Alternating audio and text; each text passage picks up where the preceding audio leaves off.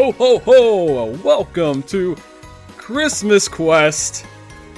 That's my Santa Claus voice. Welcome to IndieQuest, a celebration of the indie and obscure, your Christmas-themed podcast all about indie games. I'm your host, Josh, and I'm here with my co-host, Steve. Are you in the Christmas spirit? I am in the Christmas spirit. I've got my Christmas-themed beverage with me. It just snowed outside. We are in those holiday vibes. Me too. Or yes, I am too. No, but it kind of creeps up on me, I think, because I work in a lot of retail environments, so you start hearing Christmas music like way too early, and I'll be like, oh, yeah, I guess that's the time. It's October 31st. I guess it's Christmas now. But as the months go along and stuff starts to go up, you start seeing more lights and you start seeing more like cheesy Christmas sweaters, and it starts getting cooler outside. The vibes start, just soaking into me. Last year was the first year in many, many years that we put up a full Christmas tree. Usually we just haven't because the cats are so vicious about it that they'll knock it over. But we took our chances now that they're older, and they were cool with it. And it really got us like surprisingly into the Christmas spirit. Not that I'm like a Grinch or anything, but it like really got us into it. And so this year, as soon as Halloween was over, October 31st was done, November 1st, we were on Amazon, we were buying a bunch of lights, and we are fully ready to embrace 2 delicious months. I feel like I'm a master gift giver, right? Like I feel like I can find like that gift that's going to make that person smile no matter what. That's how I am. So I get in my head, I kind of obsess over getting that perfect gift for everybody. Even if it's something super cheap, like, getting my mom like a specific type of yarn because she knits and stuff like that. Or, just little things like I'm trying to be as thoughtful as I can. But man, the one thing I did realize is there's not very many like Christmas video games like to get in the mood. I really like gift giving. I feel like it's pretty similar for me. I like taking the time to find the like absolute perfect gift.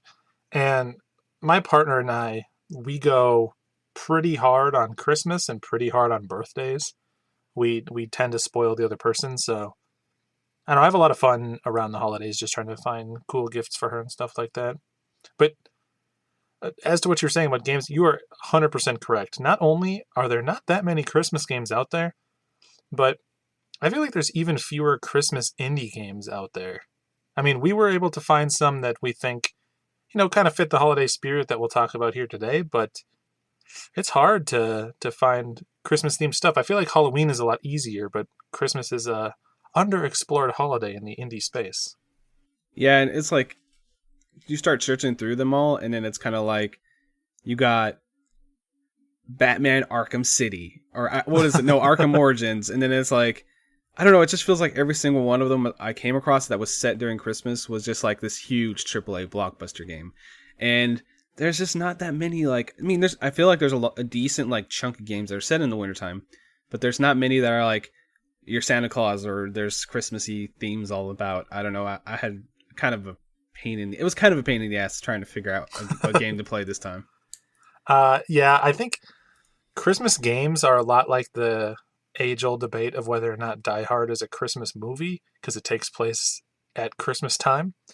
All the big Christmas games I feel like are just games that take place with the backdrop of Christmas, but they're not like explicitly Christmas themed.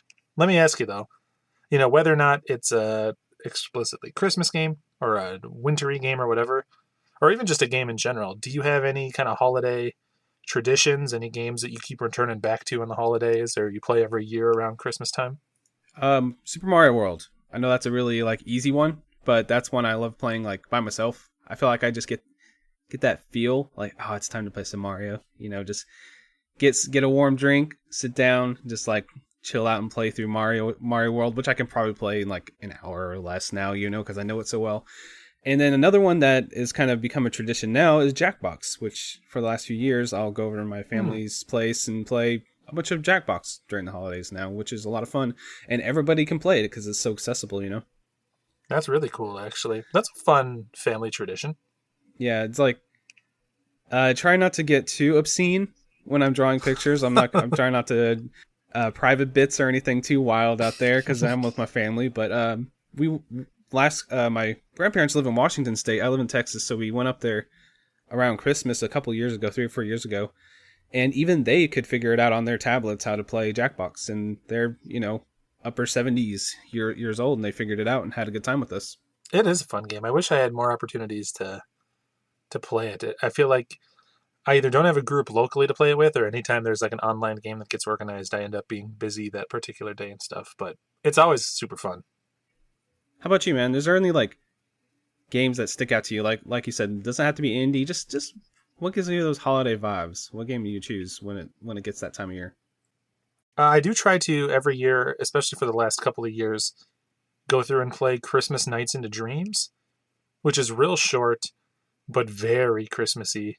2 or 3 holiday snowy themed levels and a boss, and you pretty much call it there. But it's so, I don't know, it's got like that Christmassy music, everything's all full of wreaths and presents and stuff. It's the perfect game to get you in the mood kind of ramping into the holidays. So I always play that. And then I don't have like a specific game, but I find myself very nostalgic around Christmas time, which I think a lot of people are. You have a lot of Christmas memories from growing up and things like that.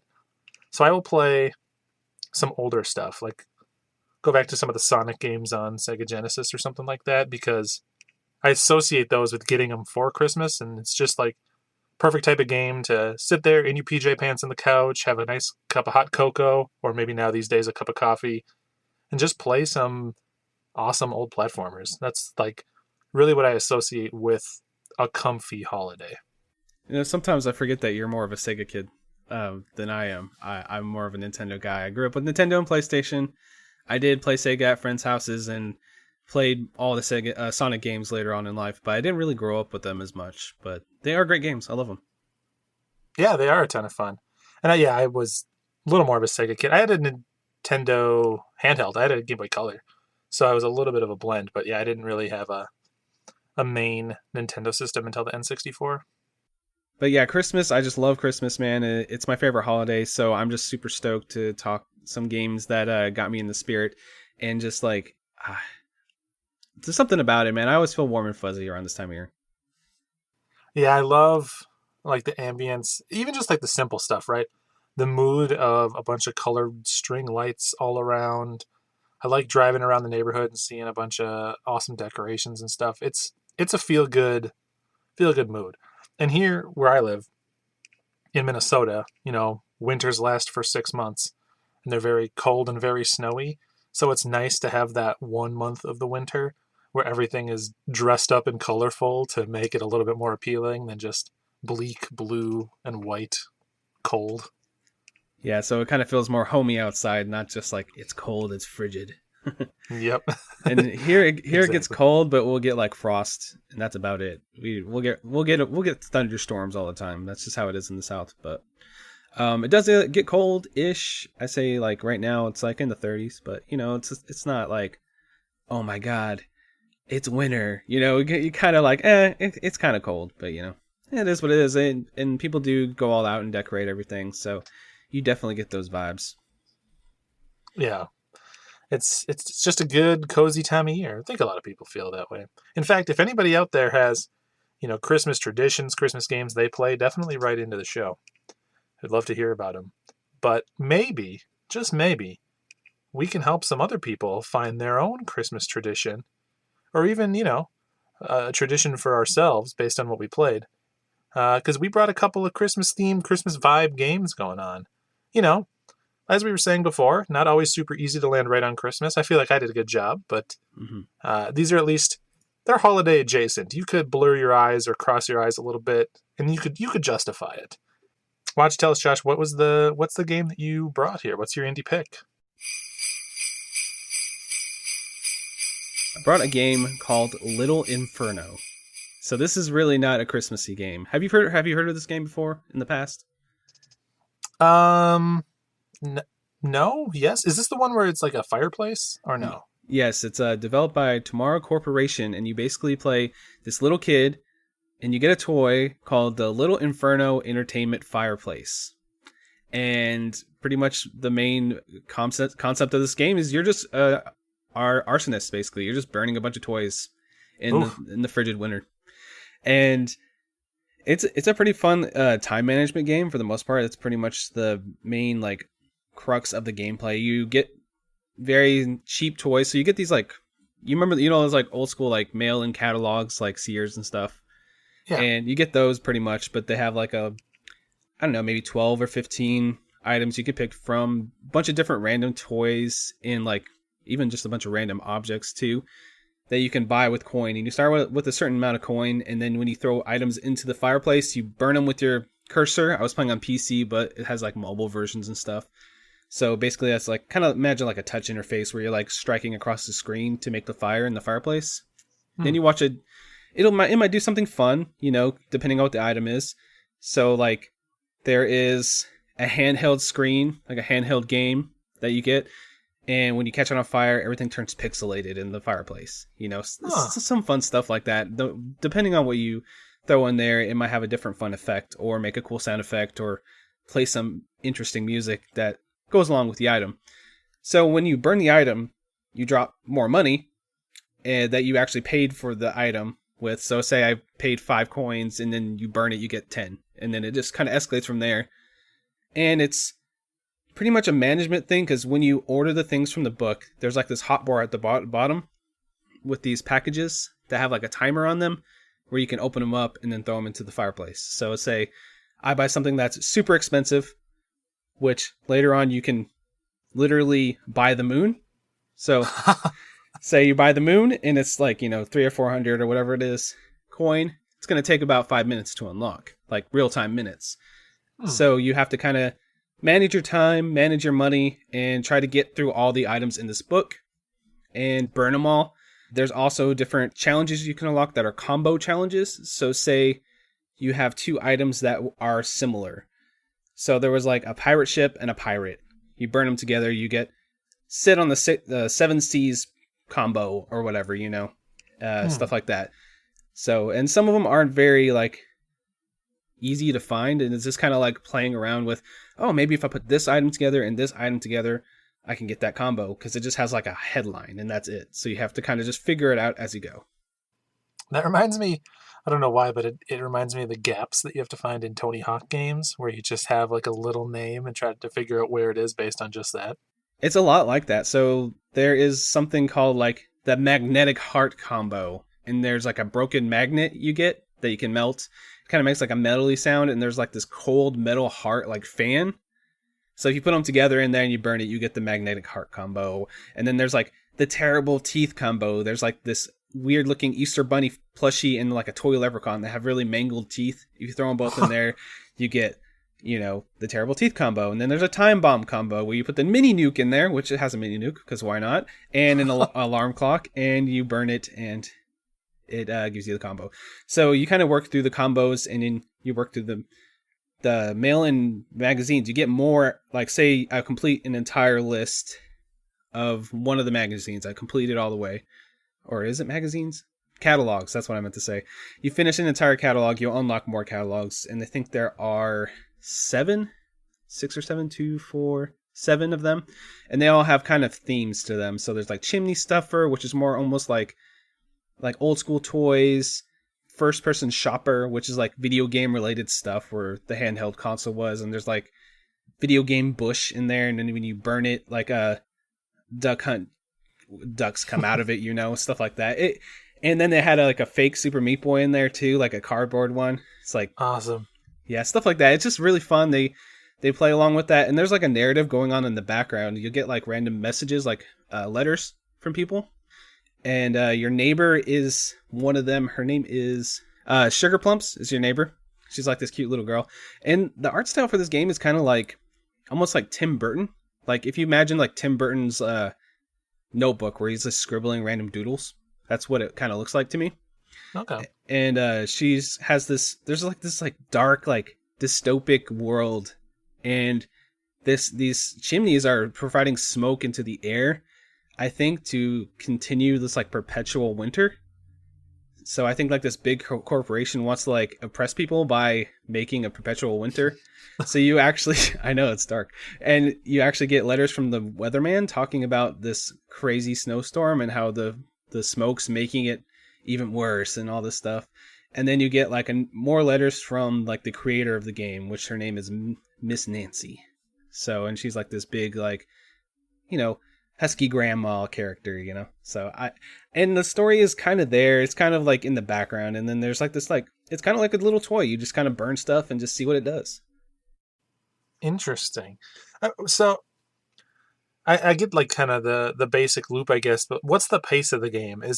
Are you sort of just kind of working out these combos and doing these things at your own pace, or is there any sort of like, time mechanic or reason you have to rush, or like, is there a way to lose, or is it just sort of like experiment and see what you can find? As far as I can tell, there is no lose state. And at the beginning of the game, when you get the first letter from Miss Nancy, she's like, "This is a toy. Take your time. Just try different things out." So I pretty much think it's more suited for, like, maybe it was designed to be like more of a mobile, like, passive game. So there's like not really a time limit or time frame that you need to hit. I did get there's 100 combos. It actually shows you the entire list on the top right hand, like a drop down menu in the top. And I got all 100 of them, and it took me around 3 hours. It didn't take me too long. It's just kind of like, they're all just really fun puns. You just kind of just, this is 2 fire breathing dragons. Maybe that'll be a fire breathing combo and stuff like that. And I just kind of pieced it out as I was playing. And I think it was a lot of fun. It was pretty entertaining. I don't think this game is like earth-shatteringly fun. Like, it's just kind of a nice little chill out and just burn stuff type of game, I guess. It kind of just makes me think of, everyone has that tradition, or not everyone, but a lot of people have the tradition where during maybe Christmas dinner, even like a Thanksgiving dinner, they put the Yule log up on the TV and they just kind of watch it slowly burn. It's sort of like, here's an interactive version of that, right? You can almost see it as being a tradition of, they just have it up on the TV. There's no fail state, so like kids can just kind of walk up, throw stuff in the fire, play around, go do something else, and it almost would serve as a perfect, like, holiday gathering kind of time filler. Kind of, sort of, yeah. And the thing is like we said at the top, it was hard to find an indie game, and I was like, that's literally like Christmas. But I was like, dude, this is a fireplace, and that Yule log, analogy is pretty good, because like, I just thought it was kind of relaxing, even though like the setting is this like really dystopic, nightmarish world. This actual storyline, they actually have like a creepy commercial they play. Like, you unlock it after a little while, which is like these creepy kids singing like about how amazing their fireplace toy is, their little inferno entertainment fireplaces and stuff like that. And it's like this really creepy, like almost like 1930s or 40s commercial like style with a little jingle and stuff. So it kind of sets the tune, like, or the tone that this is just not the best world, but the game is generally pretty fun. Now, you mentioned a little jingle there, a little retro style. Is the music pretty good? Pretty fitting to the kind of weird, ominous, I don't know, oppressive, whatever it is you want to call it, that this thing has going on?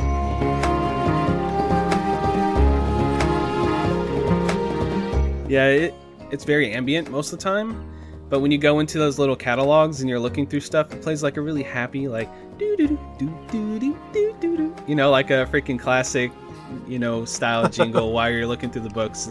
That you're gonna burn all these toys anyway, but yeah, the music's kind of in the background, but I did think it was good. I think it was well done, and it served to add that atmosphere and the mood to the game.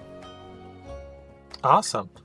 I mean, it definitely sounds interesting, and it seems like it's not too long to play through, and probably something that you don't even really need to worry explicitly about beating. It's sort of just like a fun thing to mess around with a little bit.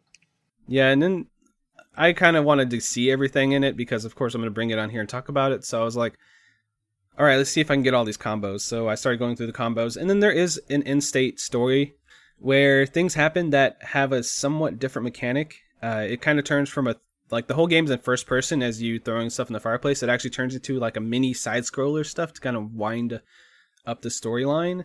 with some narrative elements and stuff. I don't really want to spoil anything there if you guys actually want to play it, because it's a pretty interesting little conclusion. I thought that was kind of cool to kind of actually have a storyline there, even though it is mainly just like this dinky little demented toy. Sounds like it's the perfect amount of story for a game like this. Mm-hmm. I mean, we're sort of talking about traditions. Is this something you could see yourself returning to again next holiday, or you think it's just like a solid one and done? I think for me, it's a solid one and done, but I could see it, like you said, if somebody really got into, hey, let's mess around, have a Yule log, and this would be a very unique Yule log, I would say, if you wanted to do that. All right. Makes sense to me. So then let me ask. Sounds like it's something you enjoyed, and Christmas games are certainly no exception from our standard policies here on IndieQuest. So you feeling like this is a main quest or a side quest game? If this is your first episode on IndieQuest, listening to IndieQuest, what we like to do is we're building this ever-growing, like, amazing list of badass games that we think you should check out. There's 2 sections to the list.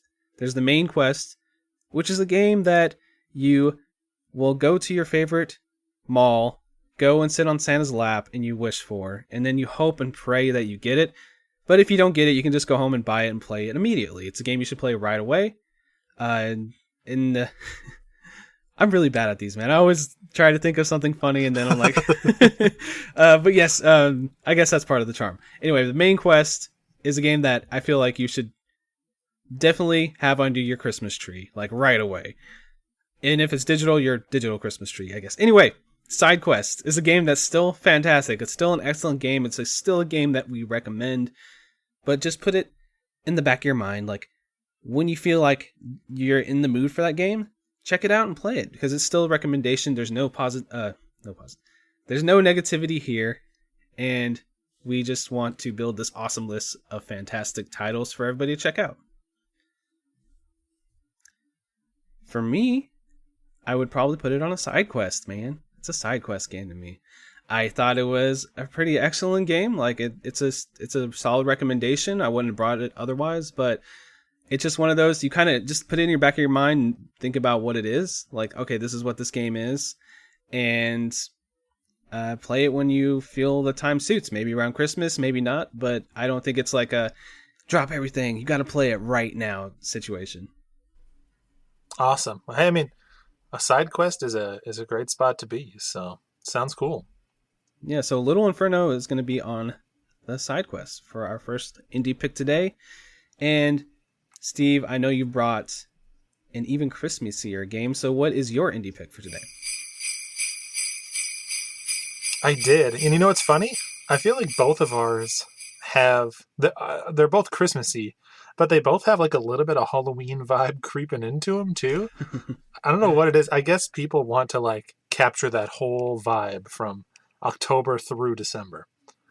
But I brought Cthulhu Saves Christmas.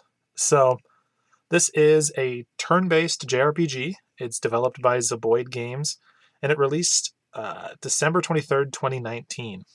And they actually said, as they were developing it when it released, that they specifically wanted to make a game that was a JRPG that they knew people could comfortably play through on their Christmas break. They wanted the idea of kind of shorter, more compact JRPGs that are like 5 to 8 hours long that people could plug, an hour or two in on each day off that they have and very comfortably make their way through. So I thought that was perfect and very fitting for our Christmas themed episode here. But there's a lot to talk about with this game. First of all, have you played Cthulhu Saves the World? Let me ask you that. I watched somebody play it on Twitch a long time ago, but I haven't played it myself. But I kind of know what it looks like and what the general gameplay is like. Okay. So this is, it is the same Cthulhu, right? This is, I guess they have a Cthulhu Saves franchise now, if you want to call it that. Mm-hmm. It uses the same engine as Cosmic Star Heroine, which is a game I really like. And people probably shouldn't be surprised if that shows up on a future IndieQuest episode. But, so if you're familiar with Cosmic Star Heroine, you'll be pretty familiar with how this game works. But if not, it's a turn-based JRPG, but there's a lot of mechanics that go into making it really what's the word I want to use? Like, very considerate. It's very respectful of your time as a player, and they really want each battle to feel interesting. So when as you go through these different environments, it kind of switches between dungeon segments and town segments. It swaps back and forth. The dungeon segments are like traditional JRPG dungeons, and then the town segments function similar to a Persona type game where you're doing like activities in the town in between going out into the different dungeons. When you go into a dungeon right away, it'll tell you the maximum number of random encounters that you can get into in that dungeon. So it'll say like 10 or 15 in the corner. And once you've hit that maximum number, you'll no longer get into any more random battles in the dungeon at all. You'll just be able to freely explore it, collect all the items, everything. So you don't feel like punished for taking a wrong turn or like doubling back to go get a treasure chest or anything. You always like you feel like you're gonna have the same number of battles either way, right? And then they also have the option of in the menu, if you do want to just get into a battle to get to grind for some experience or something, you can always just hop into one. I appreciate that in JRPG because that's probably my biggest like complaint, especially with like classic ones where you just like you feel like you take 2 steps and then you have to fight, and you take 3 more steps and you have to fight. It's like, dude, I just want to drop this item off at this place, or I just want to go over here to buy something, and then I can't even do it because I constantly just getting stopped by bad guys. So I love it when there's stuff like that where they make that, at least on this, it feels like, okay, I have to do, I don't know, 10 battles. It's like, at least I know that once I hit that 10, it's not a big deal. So that would be a huge weight off my chest playing through this. It's really nice, and you actually get like a nice kind of EXP bonus for killing all of the monsters in an area for doing all those battles. And it usually works out to where if you're fully exploring, you'll pretty comfortably get those battles right around the time that you're reaching the end of a dungeon. On top of that, even though there are only a limited number of battles, you don't like truly randomly get into the fights. You have a little meter down in the corner that fills up. It goes from green to yellow to red, and then it goes to flashing red. And right before you get into a fight, your character gets an exclamation mark above their head. And if you hit A when the exclamation mark appears, you'll skip the fight and the meter will reset. So you could, in theory, with good timing, skip every single fight in an area and just go right to the boss. So I imagine speedruns of this game probably take pretty heavy advantage of that mechanic too. Which, again, it's just there's so many things that where they obviously know that random battles are kind of like a sticking point for people in JRPG sometimes. And so they're like, hey, we've put a bunch of systems in place to make them as unintrusive and as like manageable as they possibly can be. I love that, man. Anything to see. I don't want to be a hater because I'm not. I like JRPGs, but it just takes a lot for me to get into them, you know. So I might be kind of a little overcritical for JRPGs. Just I feel like I am. I feel like it's just not really my style of game. But looking at the graphics for this game, it looks really charming. It's like a 2D, like top down, like like Final Fantasy style looking game to me. So I kind of like the look. How do you feel about the graphics overall? I really like them a lot. They have kind of a Chrono Trigger meets Phantasy Star vibe going on to them, and actually that I would say that influence is very apparent in a lot of the different elements of the game. They're pretty obviously grew up on those types of games, playing them and loving them, and wanting to make kind of a modern version of that.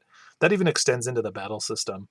They've done some really cool things in the battle system to make a lot of the traditional pitfalls of JRPG combat a lot more interesting. So, one, all of the items that you get in the game are reusable, and you can use them once per battle, but they never deplete. So you never get into that problem of, I'm hoarding all my mega elixirs for the last fight and then I won't even use them then. It's like they're essentially like another set of skills that are shared between your party, and you can use them once per battle every time. And there are even some skills that refresh items and stuff like that. So that's really cool.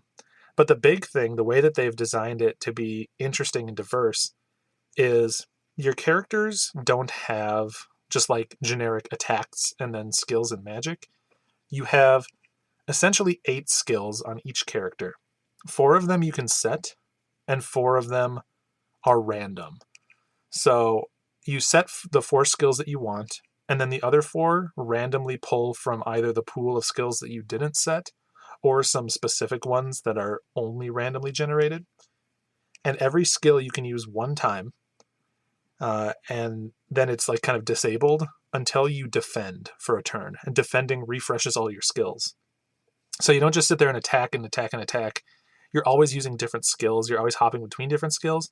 And then you have to kind of like selectively time defending to refresh them. Like maybe you're like, oh gosh, well, I really want to use this really powerful skill now, but then I'm not going to have anything to do next turn and the enemy's not doing much. Or maybe you wait a turn or two to use that big skill, because then you can line up your defend with when the enemy's going to use a big skill. So you don't get to kind of like turn your brain off, and that makes every battle a very active, very engaged experience. It makes each of the random battles interesting, almost like a boss fight would be. Damn, you're kind of selling me on this. This, like I said, it's not even my style of game. Like, I love that being strategical like that. I feel like I've stumbled on this word on this specific podcast before. Strategical. Is that a word? That doesn't sound like a word to me.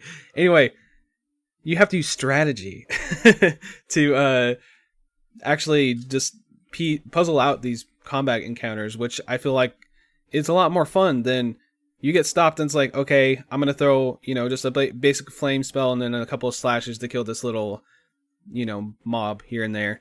Here, it's just like, okay, you actually got to think it through. Okay, I got to do this. Okay, perfect time for me to, defend, replenish everything, and then keep on going. I just love that concept of it, just kind of like give you that one more step of thought as you're doing the combat. Yeah, it's awesome. Even things like status effects in the game are really useful. In most games, when I play a JRPG, I kind of ignore status moves a lot because you think, oh, I'll be able to poison regular enemies or petrify regular enemies. But a boss is going to be immune to that because they don't want the game to be super easy. But in this one, they've tuned all the status effects to not be like cripplingly good in that way. And every enemy, including bosses, can be hit with every status effect.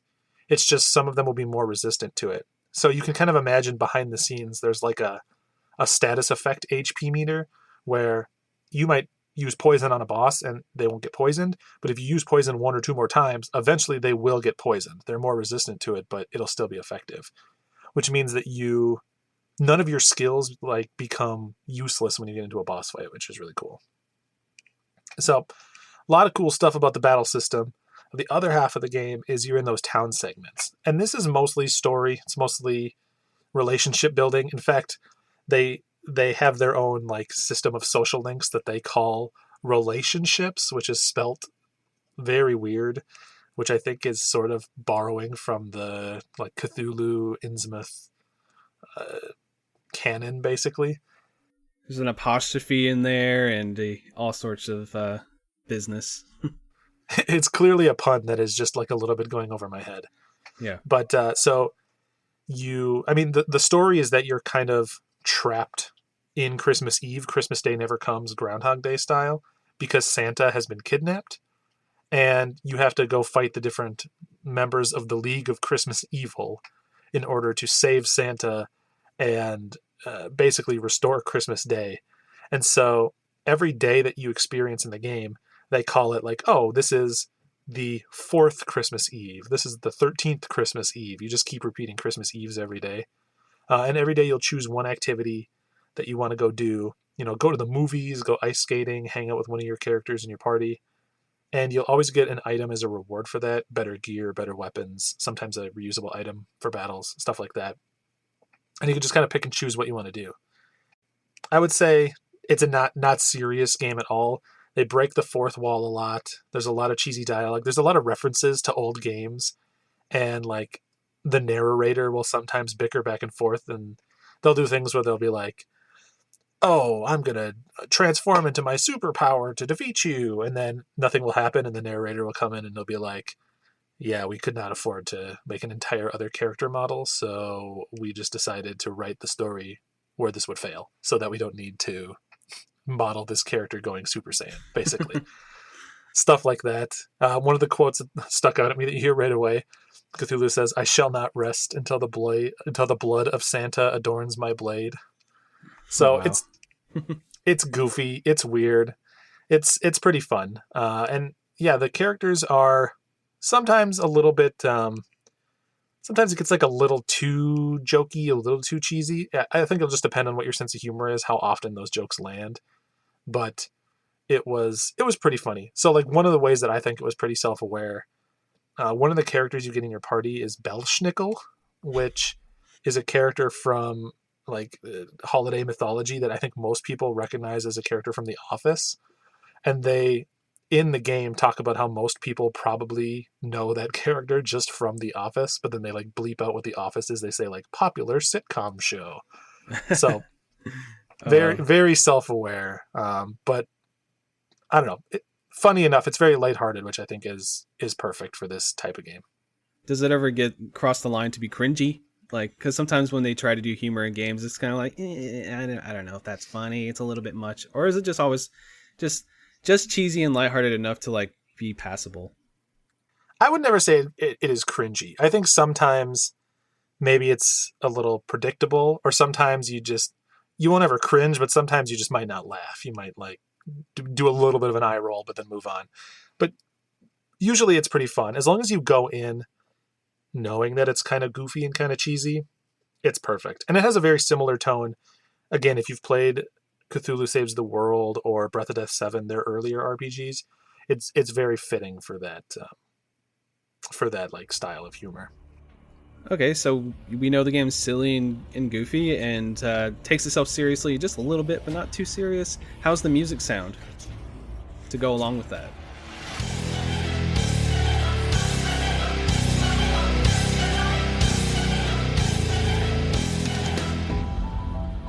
Really good. All of their games have really catchy, good, like toe tapping, blood pumping battle music. Some really interesting remixes of Christmas music in this game, obviously.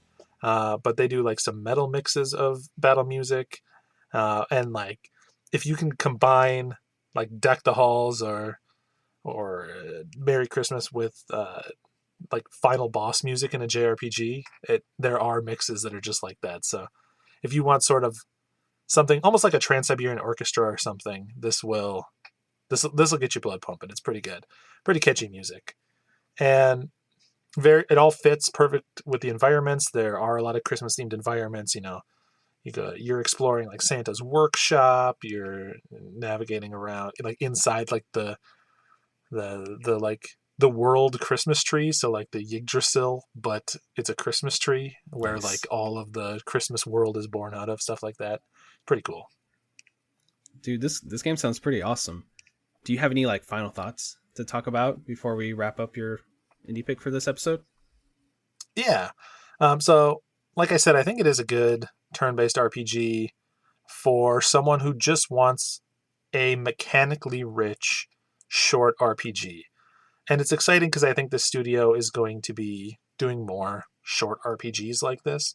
I think they've sort of settled into this being probably more of their business model, Zeboyd Games has. It's cool. I do want to say, and this is a really big bummer. I wish this wasn't true. At least in the version I played, which was the Steam version, there were a couple of pretty nasty bugs that cropped up more than one time. Specifically, it would basically soft lock in a battle where an enemy would take their turn and then it would just never reset back to being my turn. So we would just sit there and all the characters would just be doing their idle animations and there's nothing you could do. And the Mm. only way to work around it was to literally close the game out and reopen it and lose all your progress. You can save anywhere. And what ended up happening after it happened to me 2 times is I just got in the habit of saving literally after every battle so that I wouldn't ever have to lose much progress. And even then it happened one or two more times after that, which was a bummer. So it's a word of caution that there are some technical hiccups, at least with the version that's on Steam. Oh, that is a bummer, but I mean, even though it has those technical hiccups, it sounds like it's still worth like going through the whole game and trying it out for Christmas time. So we're gonna ask the age-old question on IndieQuest: is this going to be a main quest or a side quest game? I love the battle system a lot. I think it's really good. And I do think that they have like a pretty fun tone, even if all the writing didn't land for me. Unfortunately, I think those bugs knock it back just a little bit, where it's probably going to have to be on the side quest. So, I mean, this is a studio I love. There are other games that they've made that I love that I probably will be bringing to the show in the future. But just with that word of caution, we'll put it on the side quest as a strong recommendation with that caveat to be careful because you might lose in progress. Ooh, wow, is this the first time we've had a double side quest or like a complete side quest episode? I think so. Usually it works out where we don't plan this ahead of time. I mean, to pull the curtain back for everyone, we never talk about where we're going to put these games until literally the moment that it comes up on the podcast. Sometimes you have like a gut feeling what the other guy's going to do, but we don't know. Yeah, and like it has sort of. Oh, go ahead. No, I was gonna say, yeah, like if I bring Shovel Knight, you know I'm gonna put that on the main quest. Come on, you know. Yeah, exactly. When Sayonara Wild Hearts comes up. Yeah, but it just has kind of naturally worked out where I think usually we always bring one main and one side quest game. But yeah, I think we're here with two comfy side quests. And that's not a bad thing. That's no. The thing about Chris. Like we've said this multiple times, been drilling this point home, that it's just really hard to find a Christmas game that's independent indie game. You know, and this one was probably the one that if you type in Christmas indie game, that pops up on every list, no matter what. So Yep. the one you played, Cthulhu Saves Christmas. So, hey man, I think that what you described sounds like a pretty excellent game. If it didn't have those bugs, I bet it would be on the main quest. Yeah, it'd be fighting hard for a main quest slot. So, as I feel like I say this every time, just because I want to make sure everyone knows how much we love all these games. A side quest game is a great game that you should still play. Now let's all of us shut up and sing. He knows when you are sleeping. He knows when you're on the can. He'll hunt you down and blast your ass from here to Pakistan. Oh. You better not breathe, you better not move. You're better off dead, I'm telling you, dude. Santa Claus is gunning you down. Yay! Merry Xmas, everyone.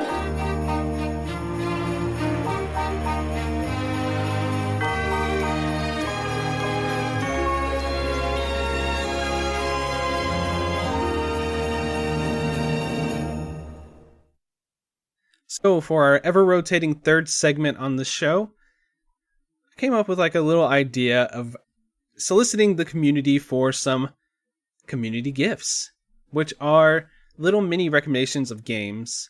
And these games are not going to be considered for the quest log today, but these are recommendations that people in the community said, hey, maybe check them out.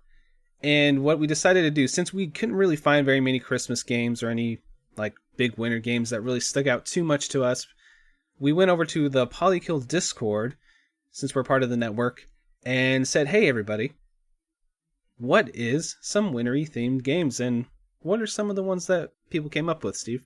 Yeah, so we actually got a decent response here. One game that we got recommended by a friend of the show, Burger Champ, was Krampus Quest. So this is not one that I've played, but it sounds awesome. It's a back to basics retro style action platformer that's all sort of Christmas themed. It seems like basically they wanted to make, your traditional. We were talking at the beginning of the show about those 2D platformers that we get nostalgic for, your Marios, your Sonic, stuff like that. They wanted something like that, maybe like a Contra, but sort of with a Christmas window dressing, which sounds pretty awesome to me. Yeah, I was watching the trailer for it. I haven't played it myself, but it looks like you kind of have like a swinging mechanic. It has the 8-bit style, has some similar like chiptune music with Christmas themes and vibes, and definitely looks like kind of a cool little game. Definitely give me that Castlevania feel, I would say. For sure. Definitely one I would check out. And another one he recommended was Titan Souls. He said it has a really robust snow section, also his proudest 100% completion. And I'll tell you what, this game is hard. So basically what Titan Souls is you're this little, it's a top-down game.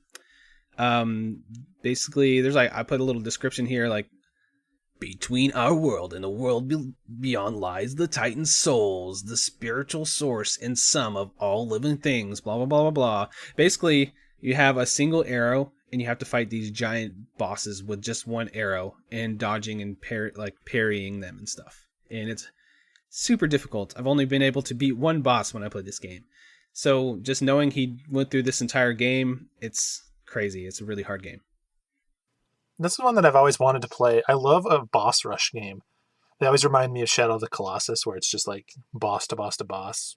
Or have you ever played the game Fury? Furi. It was a PS Plus game at one point. Yeah, I played it a decent amount. I love the soundtrack for that game.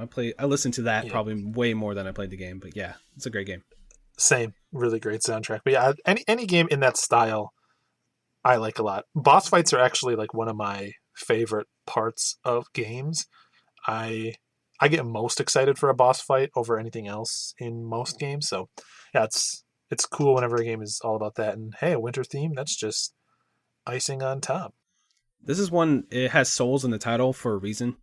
It's it's very punishing. It has that Dark Souls, like, okay, you got to learn the pattern here. You got to learn the pattern. And it really has that feel to it. So if that's your bag, I suggest trying it out. Titan Souls. Who else? Awesome. What else did we bring? Or what else did they bring? Another friend of the show, Pam from Cannot Be Tamed, an excellent YouTube channel. If you have not checked it out, you should go check out Cannot Be Tamed on YouTube. You'll get a ton of great indie recommendations and learn a lot about other old PC games and all kinds of stuff. Nice variety on Pam's channel. But she recommends Frostpunk. Let the winter wash over you with this depressing game. Cool sound effects that you can feel deep in your bones. I have not played this one either, but I have heard a lot of high praise from people that I respect a lot, Pam inclusive. It seems like one of those games where you're having to make the hard decisions. It's a society survival game, so you're basically trying to manage resources and keep the last city on Earth going. So you have to, as a ruler of the city or as someone who's making authoritative decisions, you have to make the tough calls. Who are you going to help? Can't help everyone. You don't have the resources to do everything. So where are you going to put your time, energy, and materials? So maybe a little bleak for the holiday season, but it definitely, frost is in the name, and I know it has kind of that, the cold, icy, depressing vibe going on. Yeah, just get your warm blanket, some hot cocoa or coffee, turn on your PC, and just kind of like trying to decide the lives of thousands of people. That. Nothing else says Christmas than that to me. Yeah, nothing says Christmas like failing to keep the last threads of humanity going. And also, she did recommend another one called Year Walk. She says it's a cool wintertime game, and it's based on a Swedish tradition, and it's a surreal puzzler. This one has a really cool look to it. Have you seen the trailer or anything like that? Have you played it? I have never played it. I have seen the trailer before. It is one that has been on my backlog for a long time. It's developed by Samogos. It was one of their first games before they went on to develop Sayonara Wild Hearts. So I think I'm pretty much legally obligated to play it. But yeah, it always looked really cool. And this is another one. Again, I'm not trying to just like heap praise, but I've heard a couple people that I really respect their opinions recommend this game to me. So it's probably one I should bump up in the backlog. Yeah, and then I just like this pitch right here. So it says, experience the ancient Swedish phenomena of year walking through a different kind of first-person adventure that blurs the line between 2 and 3 dimensions, as well as reality and the supernatural. Just that description right there just gives me that, ooh, I gotta try that. And then to watch a trailer with the art style is very unique. I think it looks really cool. I suggest pulling a trailer up and just checking it out, seeing if it's your style.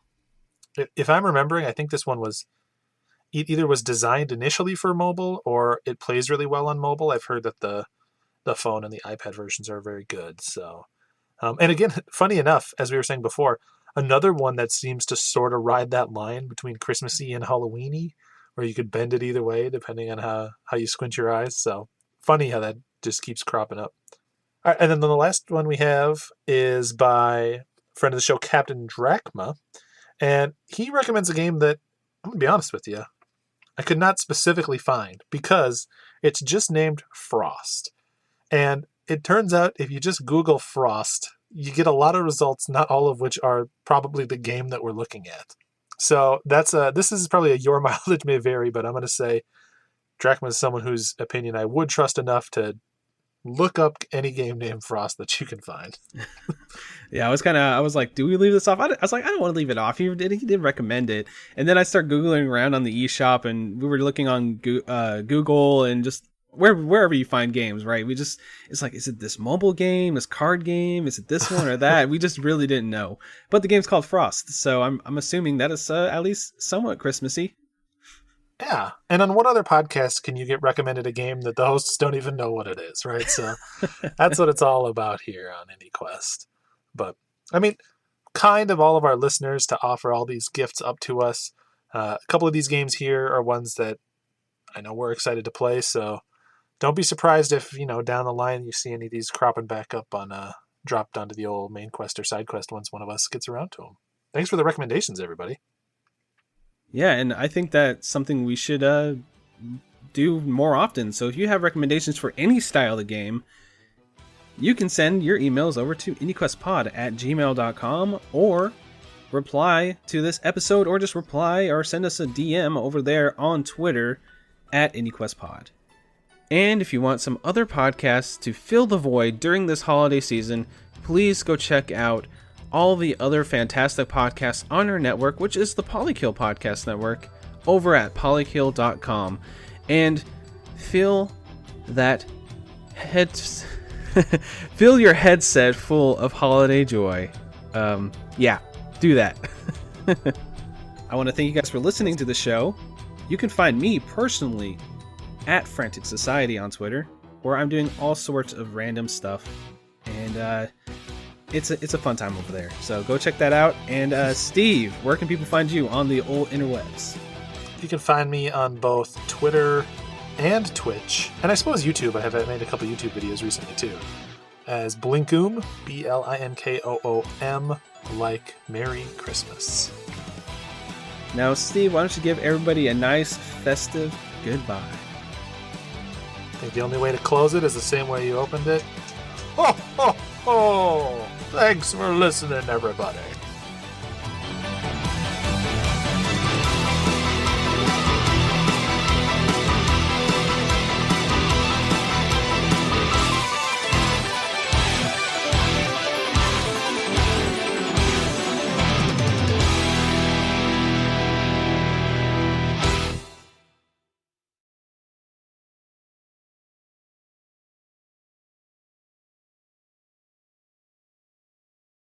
One, two, three, four. Hey, what you playing? Celeste or Super Meat Boy? Doesn't matter what, we're gonna play some games. Walking in an indie wonderland. Yeah, what you doing? You listening to some podcast?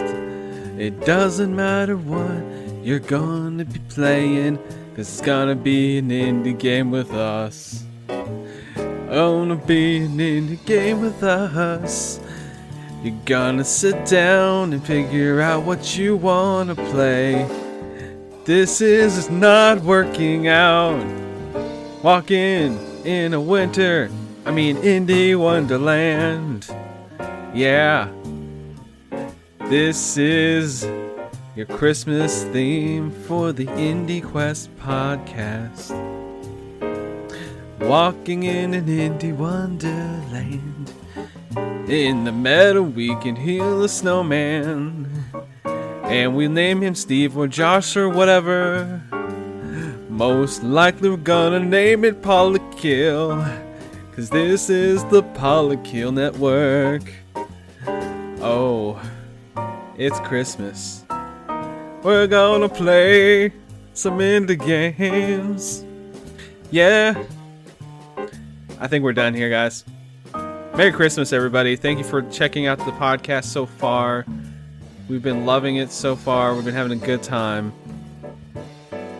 And walking in a indie wonderland. I'm not a singer. Thanks, guys, for listening, and we will see you on the next one. Merry Christmas.